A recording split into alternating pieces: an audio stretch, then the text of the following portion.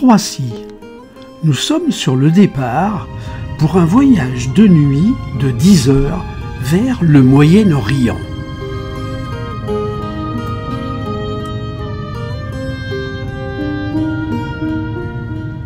Dubaï sera notre première escale.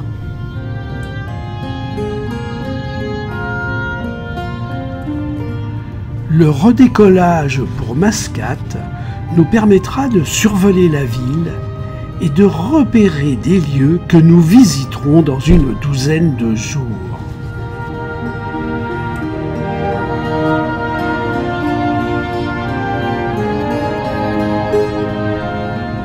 Au loin, une tempête de sable s'éloigne de la côte.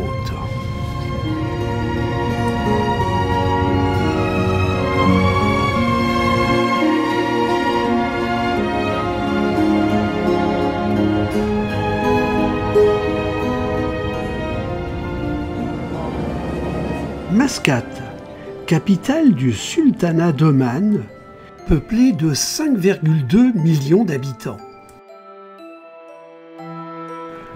Fabiana, notre guide, nous emmène faire connaissance avec le sultanat et ses coutumes. À droite, à côté de son père, et après avoir régné plus d'un demi-siècle, le sultan Qaboos laisse derrière lui un pays moderne et stable. Les hommes omanais vont lire le poignard. Depuis janvier 2020, Hatham Ben Tariq, son cousin, devient l'actuel sultan. Le poignard, porté lors des cérémonies, est l'emblème d'Oman. Les différentes tenues des femmes, et plus particulièrement lors des mariages, sont magnifiques.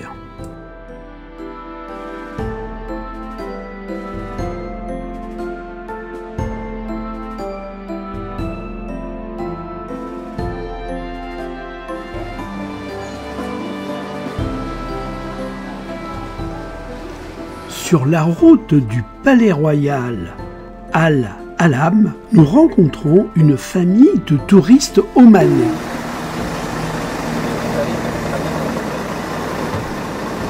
C'est la résidence officielle du sultan et c'est là que sont accueillis les hôtes de marque.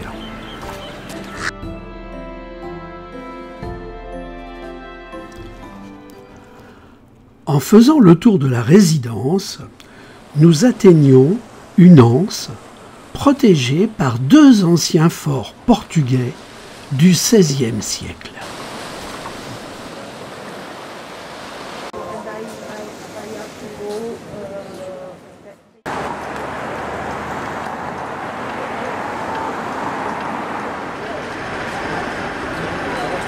Dans le vieux Mascate, les vendeurs du souk de Mutra nous incitent à entrer voir leurs étals. C'est également la terre de l'encens. L'entrée principale du souk donne sur la corniche de Mutra et sur le port.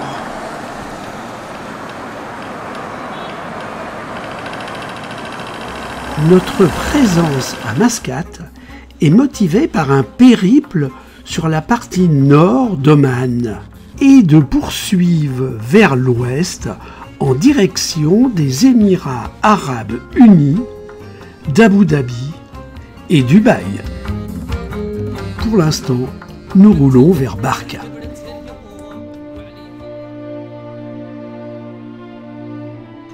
Le sultanat d'Oman est parsemé de forts. On en compte plus de 500. Certains ont fait l'objet d'une rénovation intensive.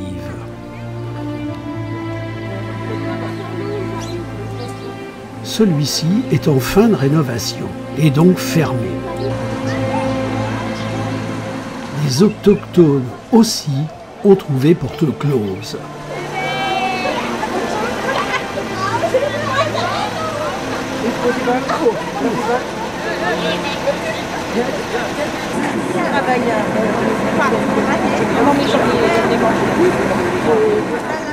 Non loin de là, cette grande maison de plus de 200 ans a été habitée par des générations de la famille de la dynastie des Al-Busaïdi. Le propriétaire de la maison, c'était lui. Elle a été rénovée avec soin et est utilisée maintenant comme forum culturel. Quand les dates sont prêtes, et on les place dans des sacs qu'on place un sur l'autre, avec les poids, il y a les jus des dates qui coulent.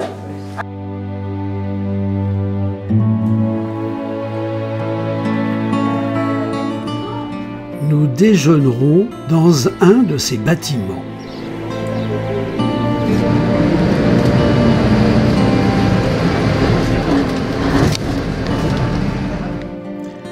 Cette source d'eau chaude irrigue une palmeraie un peu plus bas et fait le plaisir des locaux.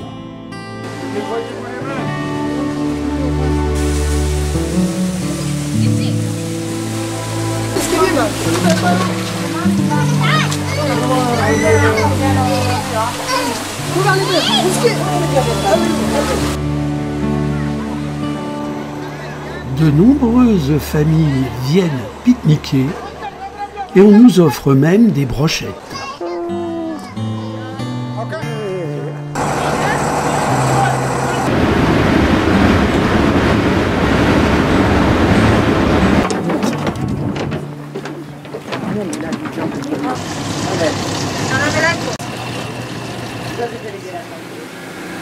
De retour à la marina de la capitale, navigation à vive allure le long des côtes de Mascate.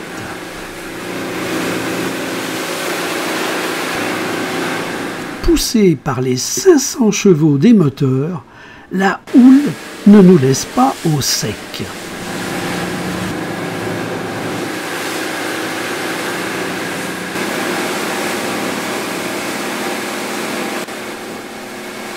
Malgré cela, la côte est magnifique et nous pénétrons dans l'anse de la résidence officielle du sultan, protégée par les deux anciens forts portugais.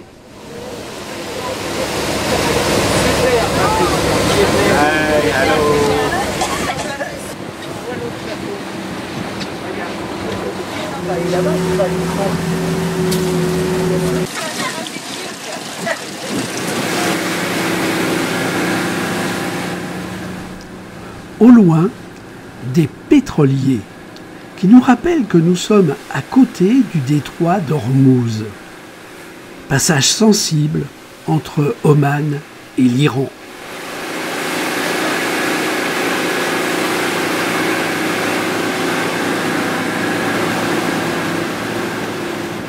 Nous entrons dans le port de Mascate.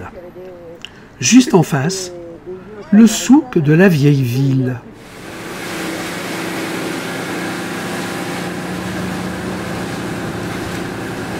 Nous découvrons nos premières boutres que nous verrons en fabrication à Sour.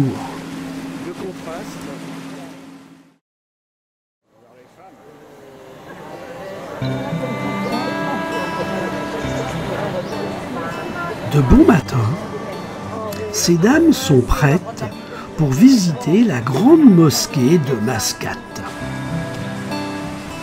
Ce joyau de l'architecture omanaise moderne, inauguré en 2001, a été offert au pays par le sultan Qaboos pour le 30e anniversaire de son accession au pouvoir. Salle de prière des femmes et derrière salle de prière des hommes.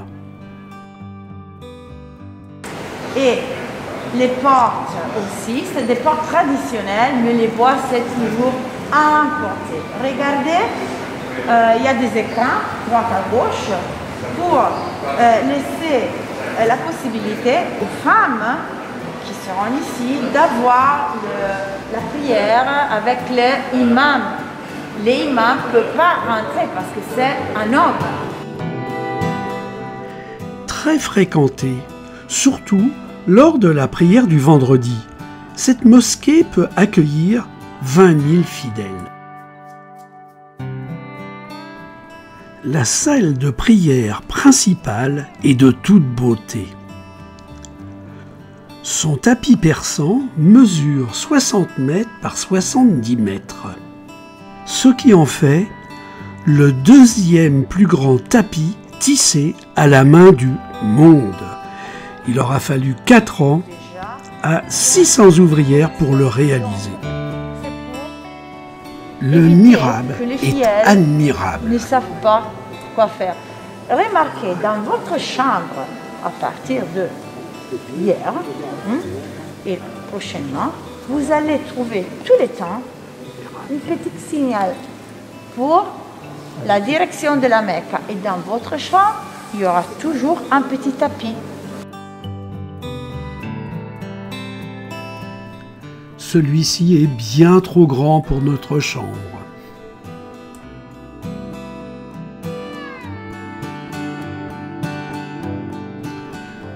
Tout le monde a bien retrouvé ses chaussures.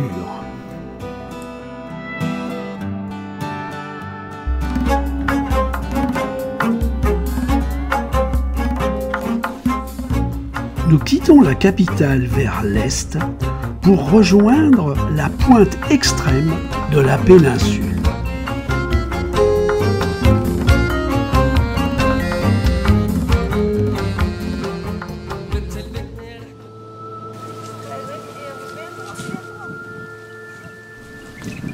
À 600 mètres de la mer, un puits s'est formé par effondrement de la couche de surface, dû à la dissolution du calcaire.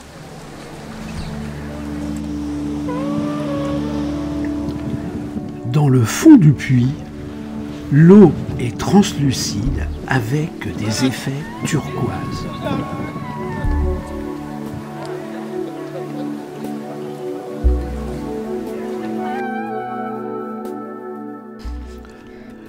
Nous poursuivons notre route en remontant un lit de rivière que l'on appelle un wadi.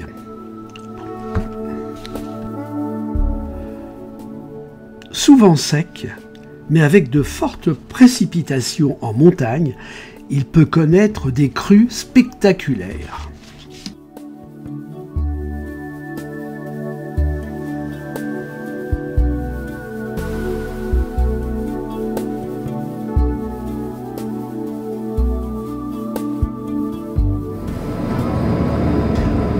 Nous approchons de Sour, ville maritime longtemps tournée vers la pêche, où l'on trouve encore plusieurs chantiers navals et le savoir-faire pour la construction des boutres.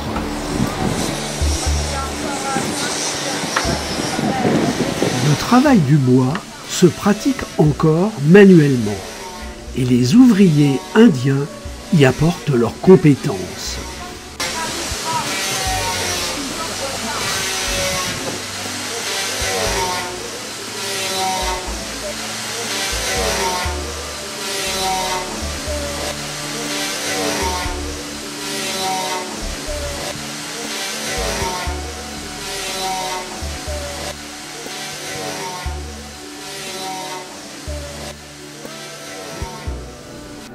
C'est vraiment du beau travail.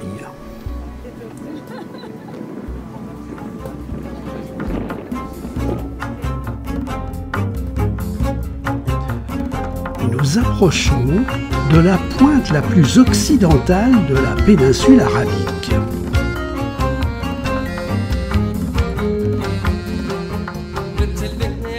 Cette côte est un site important de nidification des tortues vertes.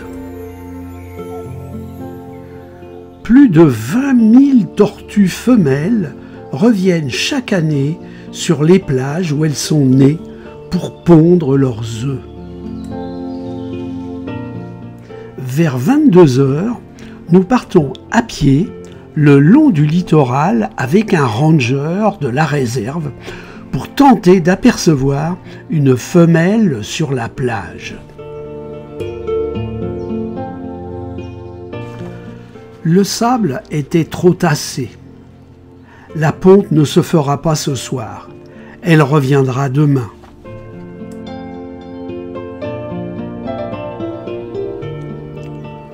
Aujourd'hui, cap au sud, nous troquons notre bus contre de puissants 4x4 Toyota.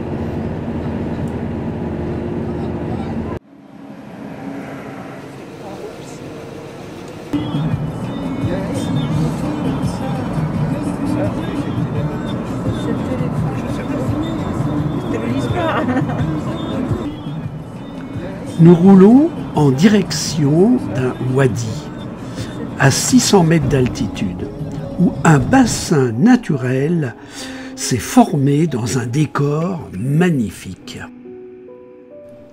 C'est un oasis de verdure en contraste avec l'austérité de la roche. Nous sommes dans le massif du Hajar oriental. Il fait bon se prélasser devant cette eau douce, naturelle. Certains se font nettoyer les pieds avec l'aide des poissons du bassin. D'autres décident même de se baigner. Quelle tranquillité en ce mois de janvier!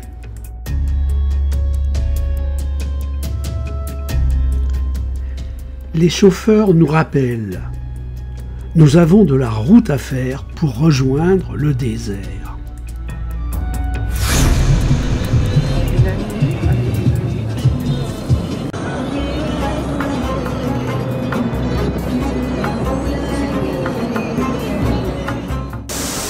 Les pneus de nos voitures sont dégonflés pour augmenter l'adhérence sur le sable.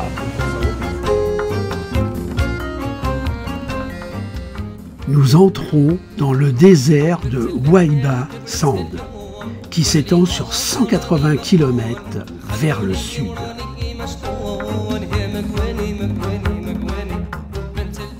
Le paysage est constitué de dunes longitudinales géantes.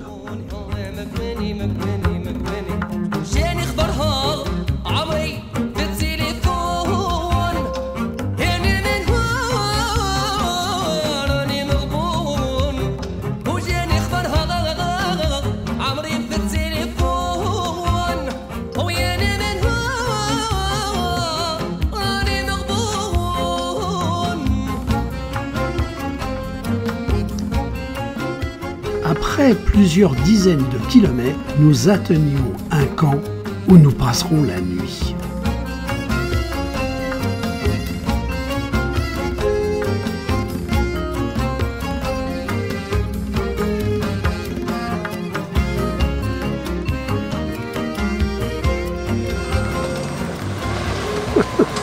À peine nos valises déposées, nous repartons pour une excursion dans le désert.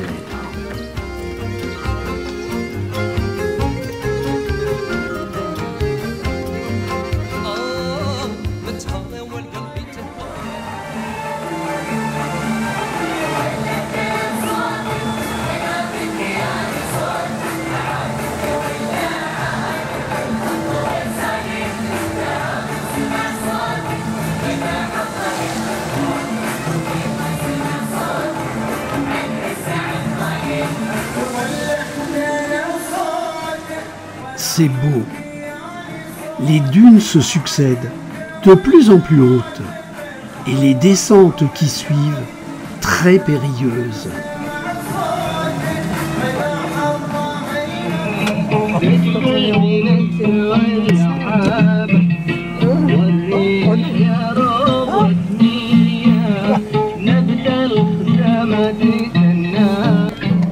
À nous.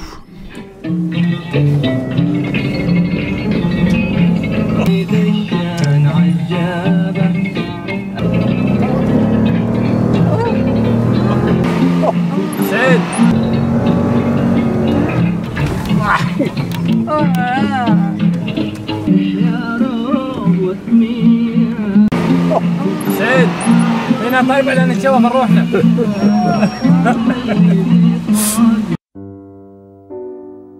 Soudain, du silence. Des dunes à perte de vue.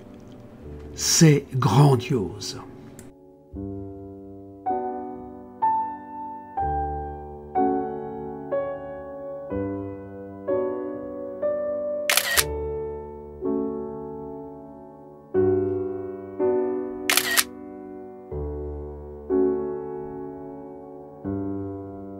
Mais vous êtes trop sage.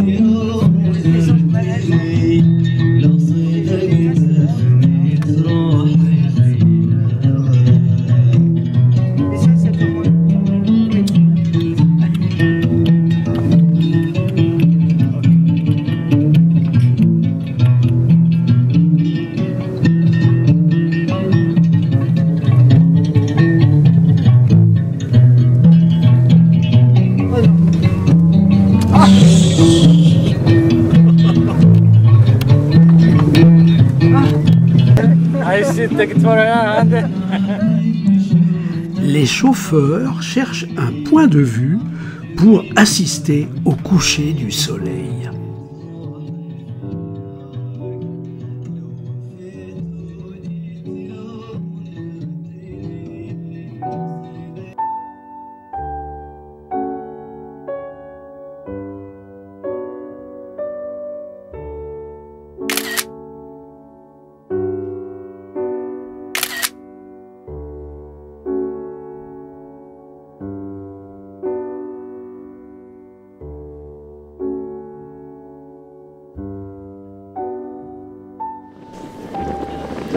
Avec 235 chevaux, ces 4x4 Toyota arrivent à se sortir du sable.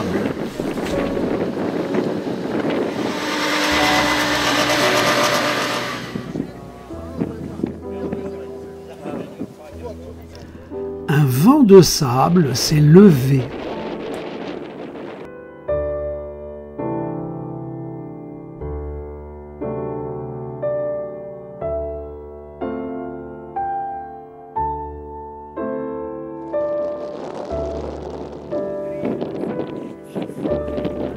Au loin, notre camp.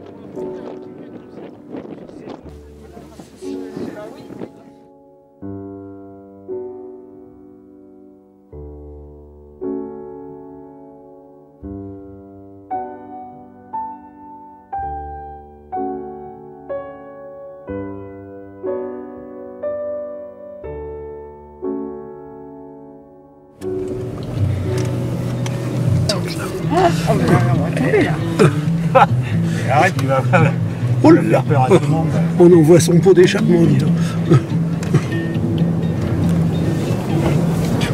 Hop là, eh ben oui. En plus, il y a des freins là. On arrive à freiner là.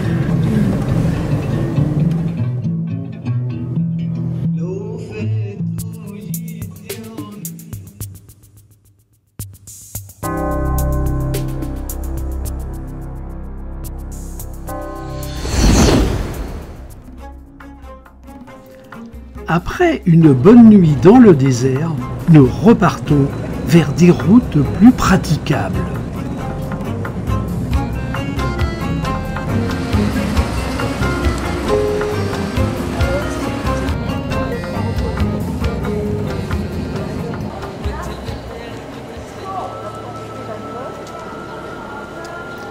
Depuis des siècles, on trouve dans chaque village une tour de surveillance des alentours.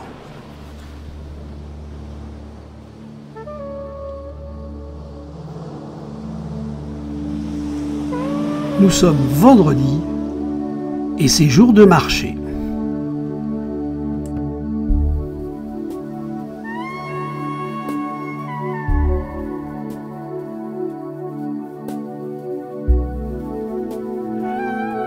Un smirmorque de tapis. L'affaire est-elle conclue?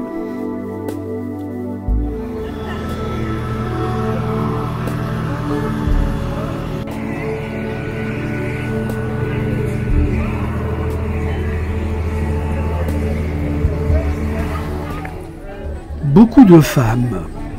On trouve de tout. Vêtements, bijoux, ustensiles de cuisine, épices.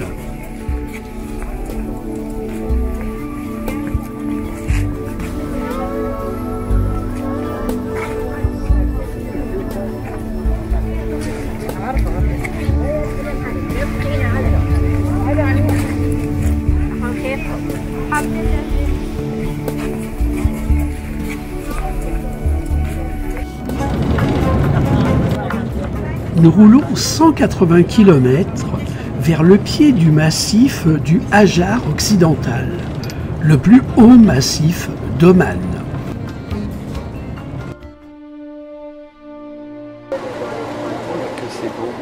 Ici, le système d'irrigation traditionnel omanais.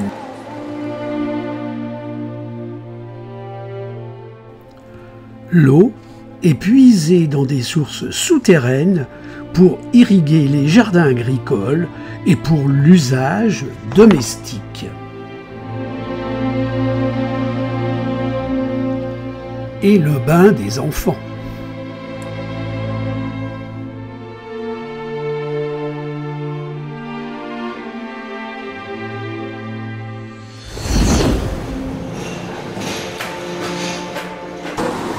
Construit au XVIIe siècle par le sultan Haïf al-Arabi, qui chassait les Portugais du territoire omanais, le fort se distingue par une très vaste tour de 24 mètres de haut. Une première chose, prendre des forces avant de monter.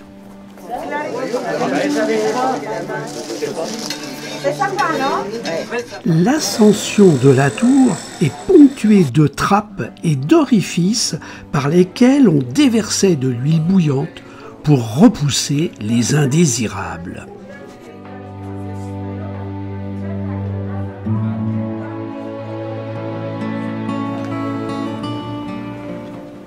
Imposante tour de 36 mètres de diamètre.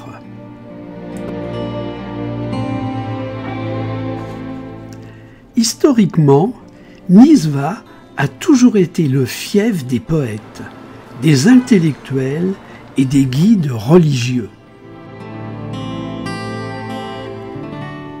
De nos jours, c'est une ville dynamique qui ne manque pas de charme.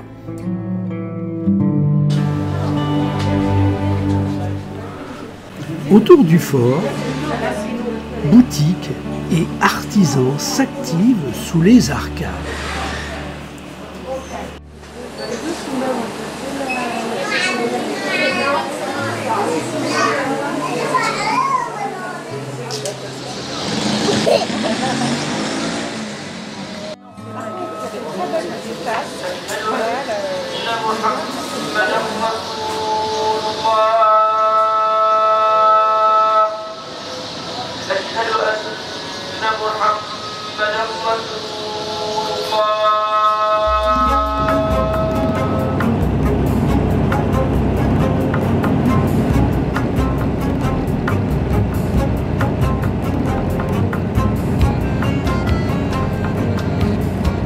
À une trentaine de kilomètres de Nizwa, ce château du XVIIe siècle est un palais résidentiel fortifié magnifiquement restaurée selon l'architecture locale. Des ruines, carrément des ruines.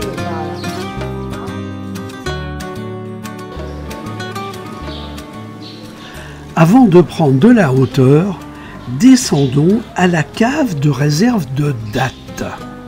Dans l'état original du XVIIe siècle, ça se voit, petit chanal. Hein?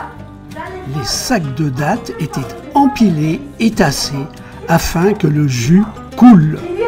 Là où il y a les trucs, on glaçait des bouteilles, voilà. Et comme ça, il faisait plein de jus de dattes. Il y a quelqu'un qui a... Alors, vous venez, si c'est possible, il y a quelqu'un qui n'arrive pas à... Non, c'est pas ça. C'est un bijou avec des plafonds ouvragés et des fenêtres en moucharabien. Vous avez remarqué qu'il y a des niches.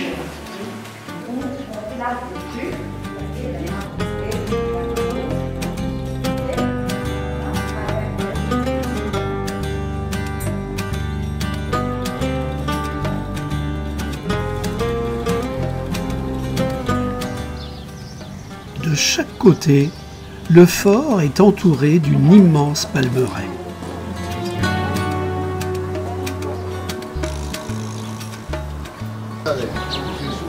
Notre chauffeur a maintenant fini son thé.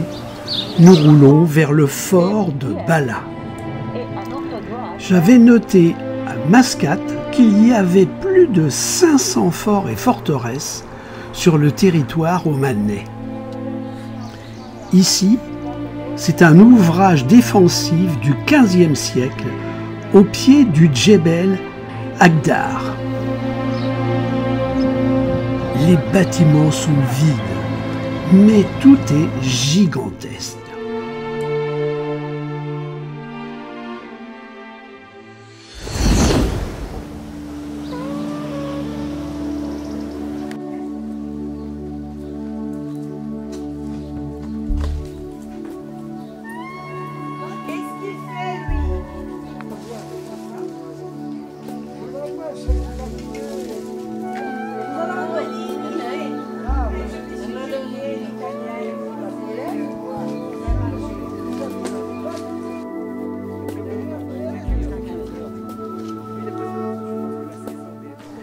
Niché dans une oasis, ce vieux village abandonné, construit selon une technique ancestrale de style yéménite, nous surprend. Des maisons hautes de 2 ou 3 étages, avec des murs en terre battue, ainsi que des charpentes en bois de palmier, sont abandonnées.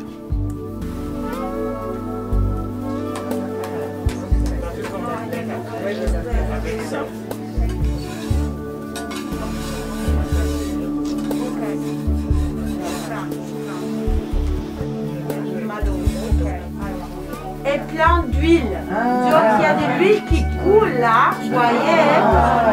Et c'est dans l'huile médicale.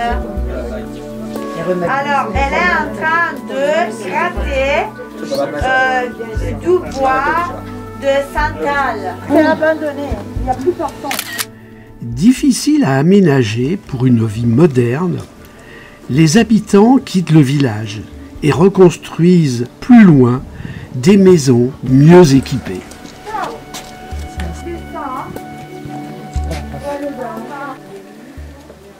Ici, les hommes portent comme chapeau traditionnel le kuma.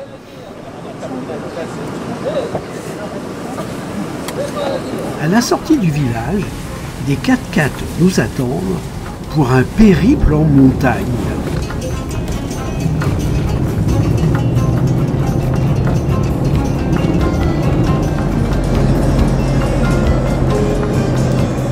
Nous roulons vers les monts Hadj, et plus particulièrement pour un circuit dans le Jebel Cham.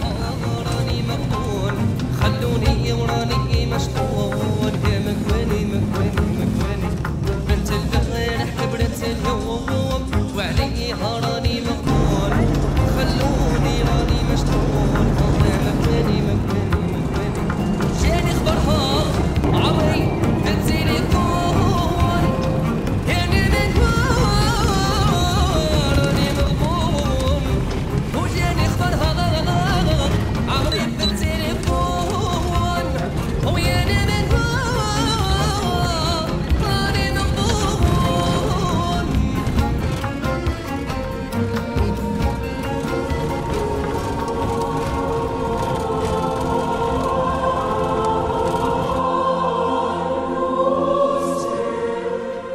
Des plus spectaculaires, ce site mérite le surnom de Grand Canyon d'Arabie. 1000 mètres en contrebas coule le Wadi Gould. Le panorama est grandiose.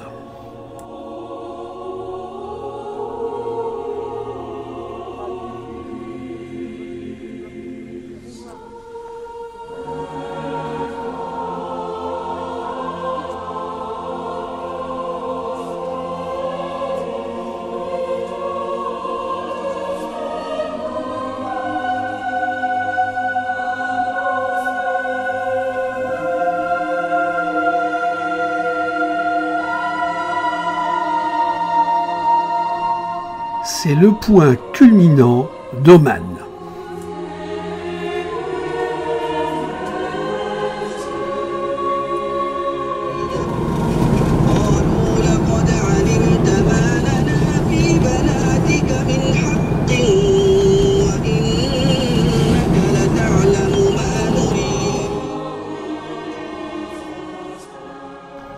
En contrebas, dans le lit du wadi, des cultures maraîchères. Plus haut, un village abandonné presque invisible sur les flancs de la montagne.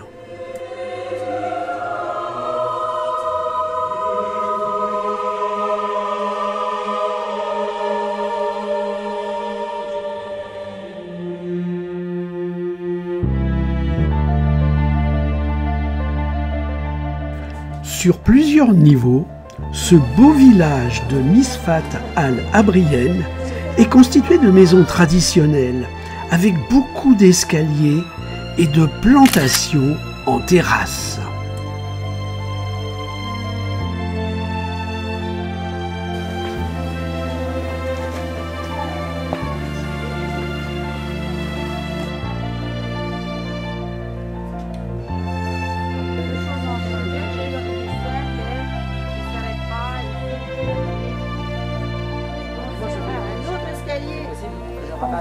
Ben, je commence à monter.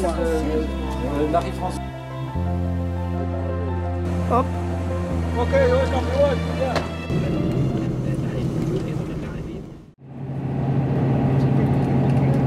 Après avoir étudié l'itinéraire, nous roulons vers Ibri, dernière ville avant la frontière avec les Émirats arabes unis.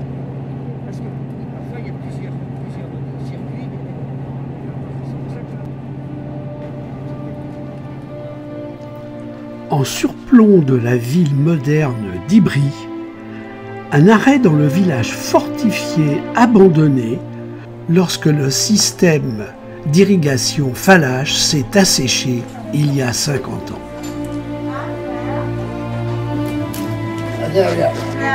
Ah oui, mais non, il faut le mettre dans la Nous arpentons les ruelles des anciennes maisons et d'un caravansérail du XIe siècle. Fantomatique image du passé.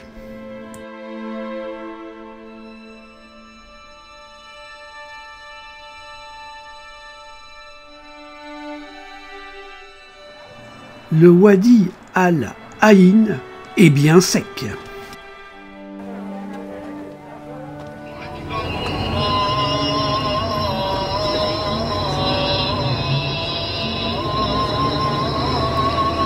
Le château bien restauré est fermé.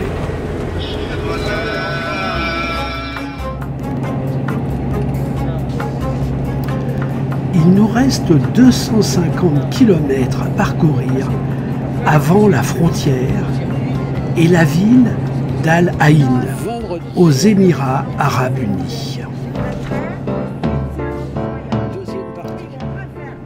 Pas toujours simple les passages de frontières. Mais nous voici aux Émirats. Notre nouveau guide s'appelle Anès. Et aussi un site militaire, ou bien on va dire, c'était le poste principal des Britanniques en ce moment-là. Anès nous explique pourquoi l'on trouve beaucoup d'expatriés ici. Il pour un petit passage. Donc c'est une escale dans la carrière de chacun. Il vient ici, il travaille 5 ans, bien même 10 ans, et il rentre avec un projet, ou bien il rentre avec un gros paquet d'argent. Voilà, donc ça, on est bien d'accord. C'est pour ça qu'ils n'ont pas de prime de chômage. Et d'ailleurs, il n'y a pas de chômage aux Émirats Arabes Unis. Il faut bien le savoir aussi. Tout le monde travaille. Si on travaille... Dehors. Pardon? Si on ne travaille pas, dehors. Ah, dehors. Aux Émirats, on trouve aussi beaucoup de forts. Le cheikh Zayed fait construire ce fort au 19e siècle pour quitter Abu Dhabi l'été et profiter du climat tempéré de la région. Cela lui permettait de contrôler également les tribus. Une expo est consacrée à l'aventurier anglais Sir Wilfrid Thesiger et ses passages dans les années 1940, dans le quart vide.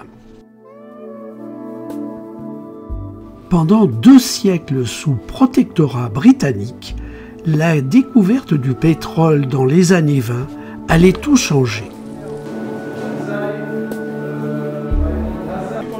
Le cheikh Zayed, surnommé le sage des Arabes, fut le fondateur des Émirats Arabes Unis. Ça fait partie de la tenue officielle des Émiratis.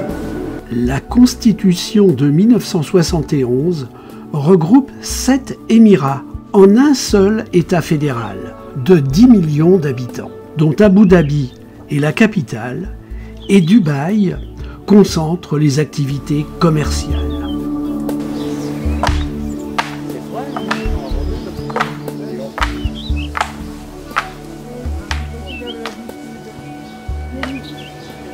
Bien ce palmier, il donne entre 100 et 120 kilos par année.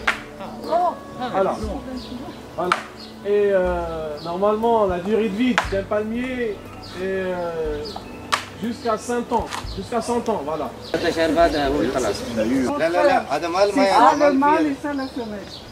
Heureusement, Michel veille sur le sexe des palmiers dattiers. Il trouve un partenaire. Il faut que je trouve un partenaire. Déjà, tu sais la plupart des arbres fruitiers. Ah, tu sais pas les marier. C'est pas mal, si tu veux, ça donne des petits fruits. Je sais pas si j'ai jamais fait. Tu sais quoi comme arbre que tu as? Mais c'est ça. Oui, je n'ai qu'un seul. Voilà. Ah ben oui. 5e mois, On l'a bien vu commence à donner des dates. En suivant ce camion, nous tombons sur le marché des dromadaires. On en compte encore 180 000 dans la péninsule. Les négociations sont difficiles.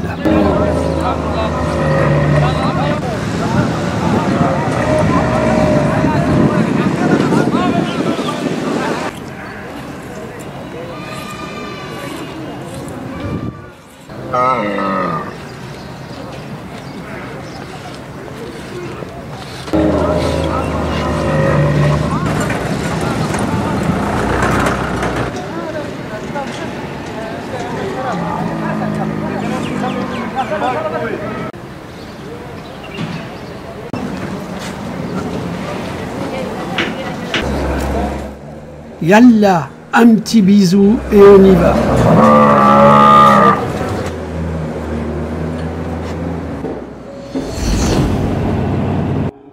Surprenant massif, essolé, à cheval sur la frontière, le Djebel Afet.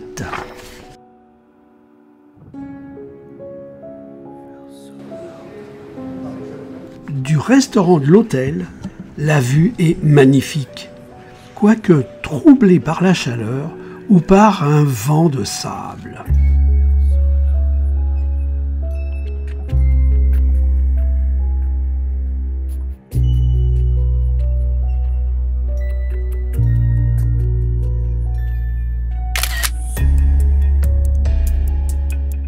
Yallah, yallah!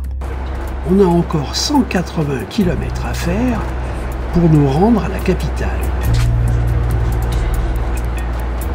Alors, mesdames et messieurs, on est à 9 minutes de notre hôtel.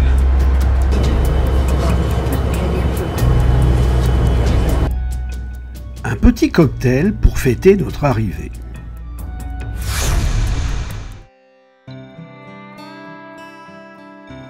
Notre première visite sera pour la Grande Mosquée. Accueil moderne, digne d'un aéroport. Le fondateur des Émirats avait une idée bien précise de ce qu'il voulait pour cette mosquée. Un espace qui reprendrait les designs des différentes civilisations existantes et qui célébrerait la diversité culturelle, à la fois accueillante et inspirante.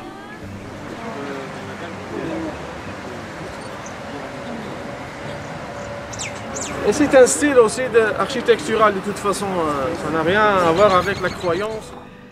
Les architectes étaient britanniques, italiens et émiratis. Le résultat final présente une merveille architecturale étincelante à couper le souffle.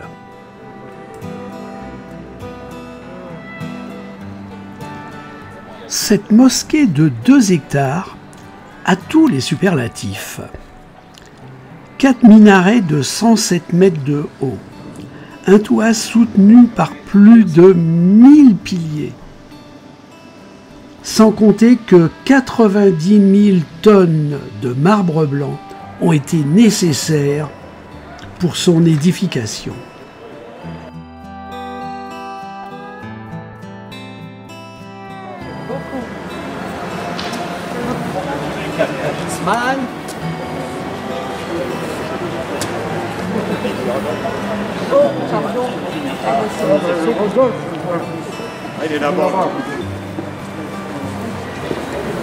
De délicats motifs floraux incrustés de pierres semi-précieuses, dont des lapis lazuli, des agates rouges, des améthystes, des jaspes, ornent le marbre blanc et contrastent avec les motifs géométriques en céramique plus traditionnels.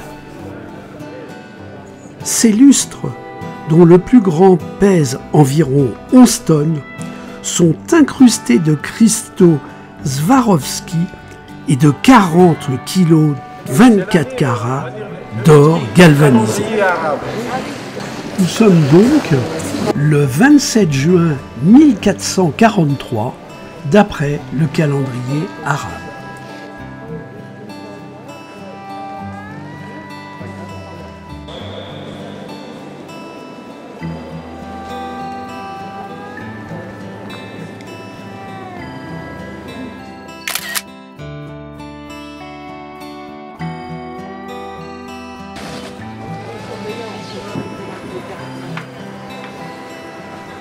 C'est propre, c'est rutilant. Tout est taillé au cordeau.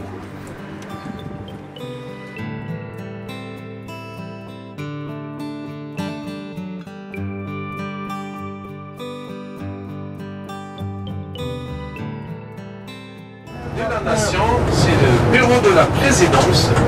Et du coup, les 2 palais sont couverts. Un petit aperçu de cette capitale de 1,5 million d'habitants. C'est l'entrée VIP du Palace Emirates. En attendant, Sylvia et Rodolphe peaufinent leur liste de courses.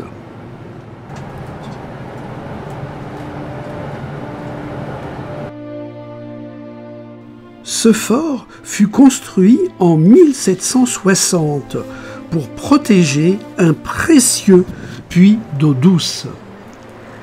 Agrandi par la suite, il devint en 1793 la résidence principale de la famille régnante.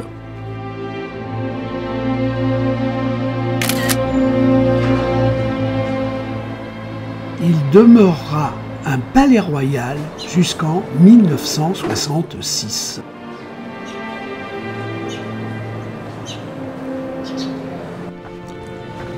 Direction la Corniche pour un déjeuner à la marina, pour rejoindre ensuite Hermitage Village. endroit tranquille sur la lagune, loin des tours.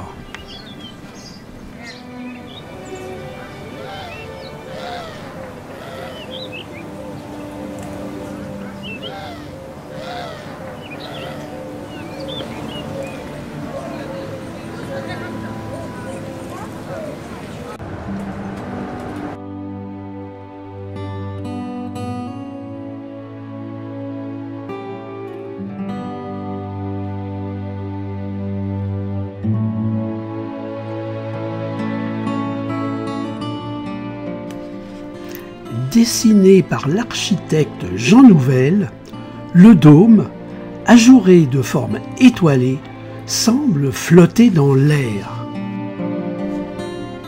Il filtre le soleil et projette au sol comme des gouttelettes de lumière. Des œuvres phares prêtées par le Louvre et des expositions temporaires sont programmées chaque année.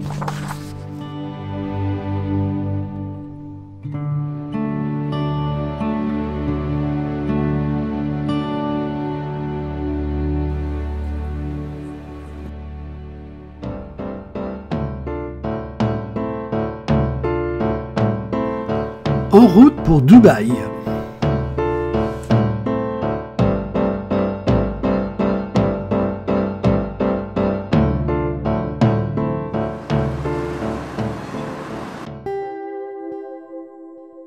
La première visite sera pour le Palm Jumeirah. Créé de toutes pièces en 2001, un palmier de 16 palmes entouré d'une digue de 11 km. Un métro, roulant sur le tronc, donne accès aux différentes palmes et au terminus à l'hôtel Atlantis qui abrite un grand parc aquatique.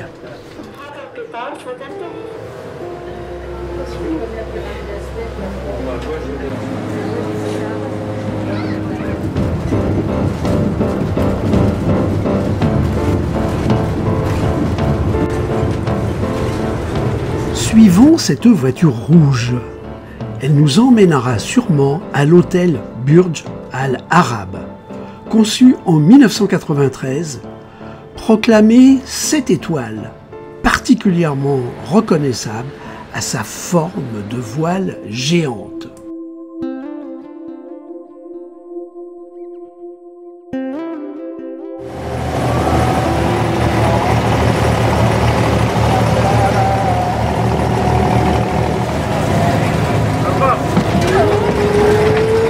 Surnommé le Vieux Dubaï, c'est le quartier historique du Petit Émirat.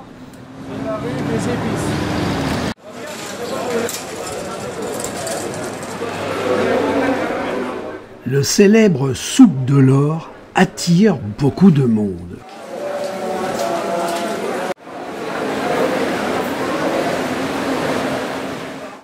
Et de l'or, il y en a. À côté, également, le souk des épices. La population est essentiellement indienne, pakistanaise et iranienne.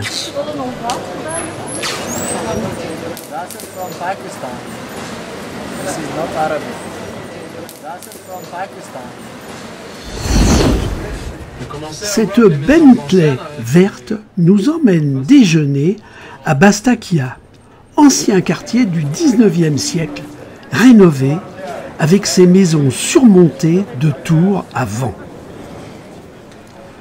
Depuis des millénaires, les faucons sont domestiqués pour la chasse de prestige. Aujourd'hui, la pratique s'est démocratisée et passionne les foules.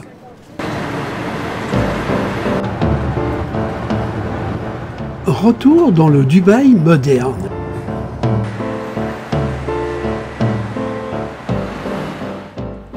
Pour visiter la tour, il faut traverser un grand centre commercial. Ce gratte-ciel de 163 étages d'une hauteur de 828 mètres est inauguré en 2010. Nous nous contenterons du 124e étage, soit 452 mètres.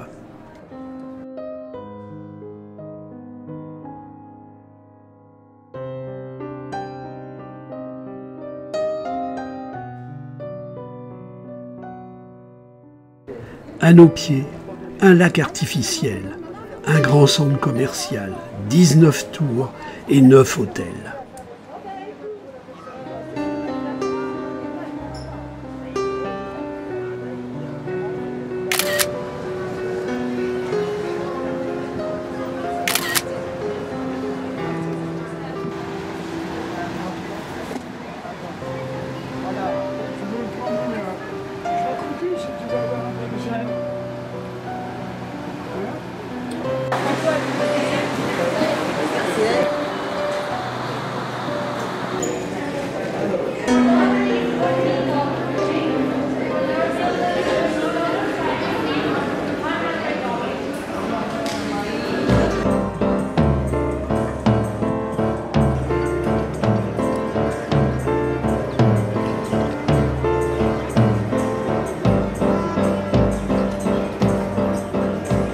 Au pied de la tour se trouve le plus grand centre commercial du monde. Et l'on peut y admirer un vaste aquarium.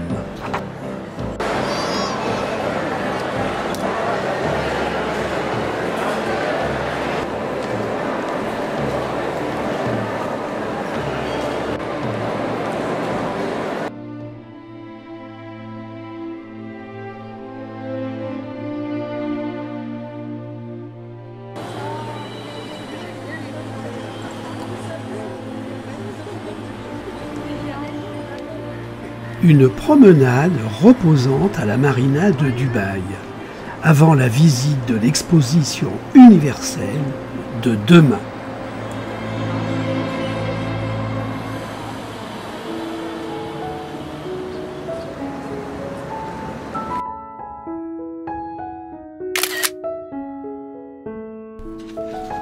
Au sud de la ville, un nouveau quartier a été construit pour accueillir l'expo. Mais écoutons plutôt France 24. Salma et ses enfants attendaient ce moment avec impatience. C'est notre première visite de l'Expo universelle. On est fiers de notre pays.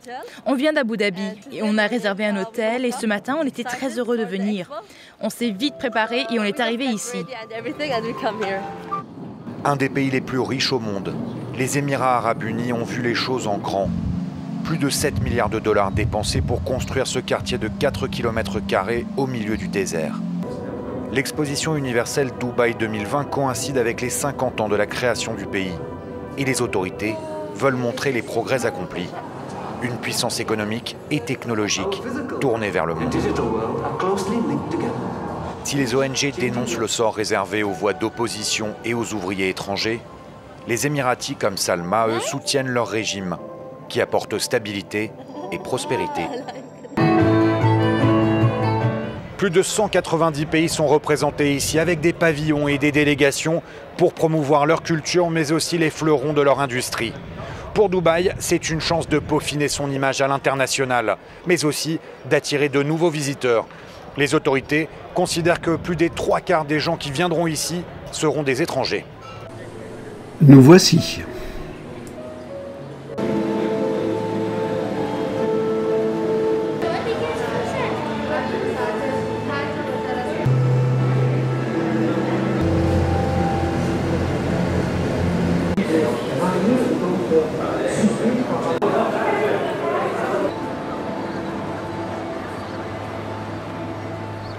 De là-haut, les constructions sont à perte de vue.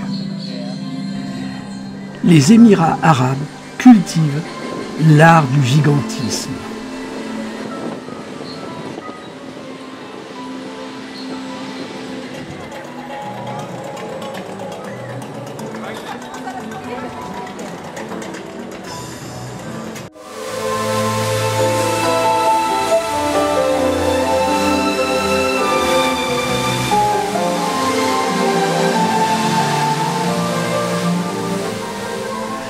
Après avoir visité une quinzaine de pavillons du monde, nous quittons l'expo fourbu. Ce soir, c'est le départ vers la France. Notre restaurant nous attend dans ce décor magnifique.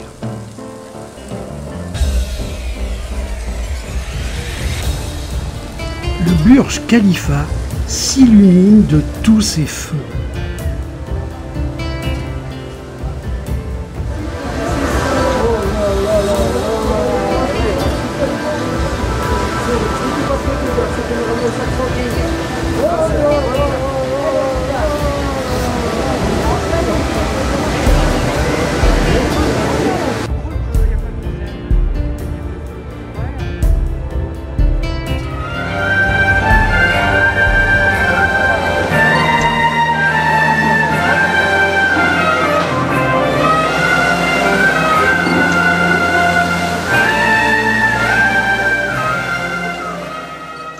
Tous les soirs, sur le lac, les fontaines s'animent et dansent au rythme de la musique pendant environ 6 minutes.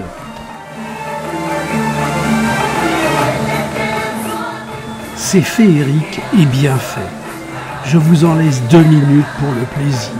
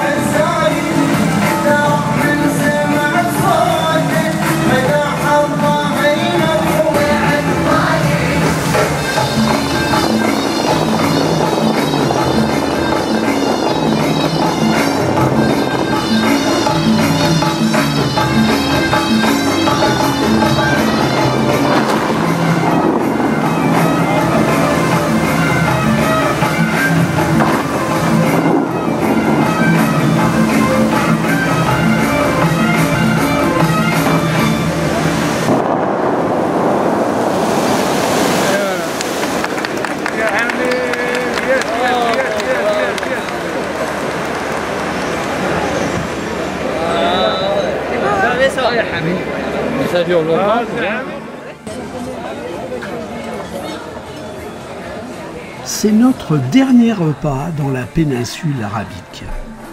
À Oman, sous un soleil continu en ce mois de janvier, nous avons profité de paysages splendides. Aux Émirats, plus modernes et cosmopolites, ce ne fut que surprise et gigantisme. Tous ces sourires montrent une bonne ambiance et le plaisir d'avoir voyagé ensemble. Merci à Jean-Claude d'avoir organisé ce voyage, malgré les difficultés dues au Covid.